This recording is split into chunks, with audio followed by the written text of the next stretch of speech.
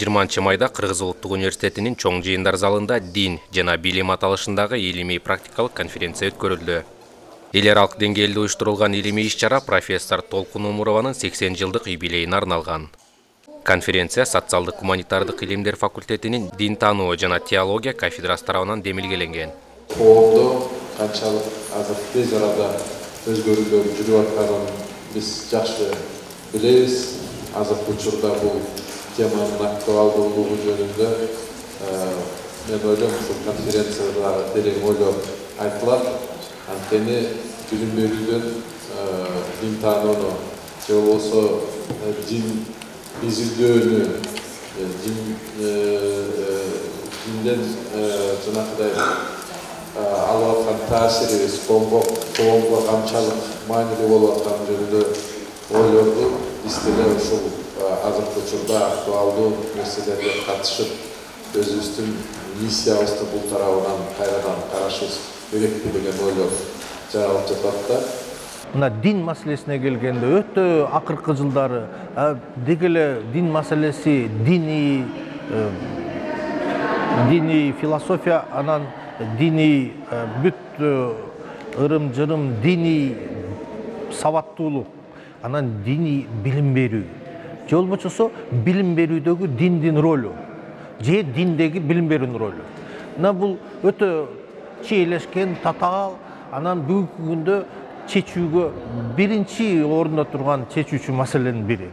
Толкун Омурова 50 жылдан ашык өмүрүн илимге арнаган. Ал 25 жыл кафедра башчылык кызматын аркалап, дин багыты боюнча билимин берип келген. Ишмердүүлүгүндө тапкан кесиптештери иш-чараны бийик деңгээлде уюштуруп, жардам көрсөтүштү.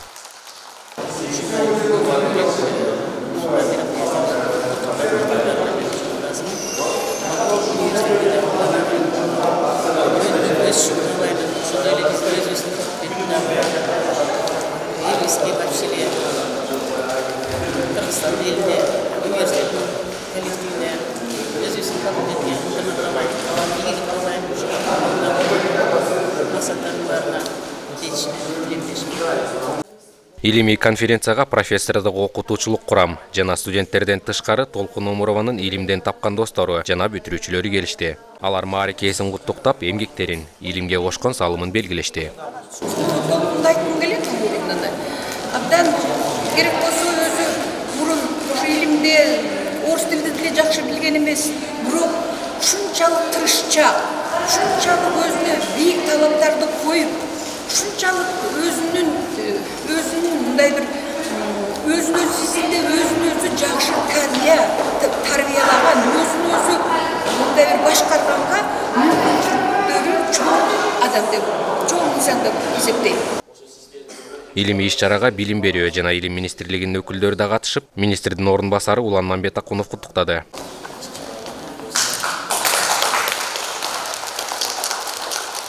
Иш-чаранын расмий бөлүгү жыйынтыкталган соң катышуучулар чакан практикалык чогулуштарга бөлүнүп иш алып барышты.